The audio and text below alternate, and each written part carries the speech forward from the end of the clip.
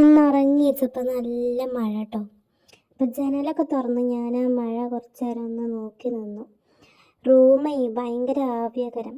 അപ്പം അതിൻ്റെ ഉള്ളിലിട്ട വല്ല പഴം പുഴുങ്ങണ മാതിരി നമ്മൾ പുഴുങ്ങിയെടുക്കുക. അപ്പോൾ ജനൽ തുറന്നിട്ടിട്ട് കുറച്ച് റൂമിലത്തെ ആവിയൊക്കെ പോട്ടെ വിചാരിച്ച് പിന്നെ നേരെ കിച്ചണിൽ പോയി മീൻകറി വെക്കാനുള്ളതൊക്കെ റെഡിയാക്കി.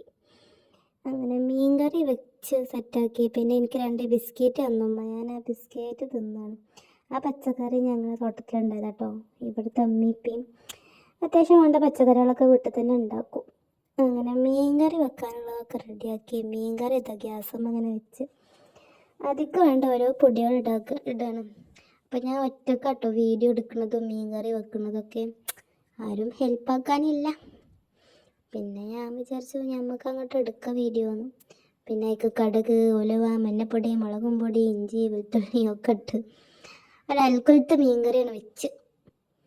പിന്നെ വേഗം ഇതായി കിട്ടാൻ വേണ്ടി കണ്ട് ഞാൻ കുറച്ച് എളുപ്പപ്പണിക്ക് തിളക്കണ മുന്നേ തന്നെ ഞാൻ മീനൊക്കെ ഇട്ടു. പിന്നെ പുളി വരാനിൽ മസ്റ്റാണ് ഗൈസ്. പുളി പാർന്നു. അങ്ങനെ കുറച്ച് വെള്ളമൊക്കെ പാർന്നത് തിളച്ചിട്ടിടില്ല. പിന്നെ ഉപ്പും പറഞ്ഞിട്ട് എൻ്റെ കൈ കുടുങ്ങി, അത് വലിച്ചെടുത്തു.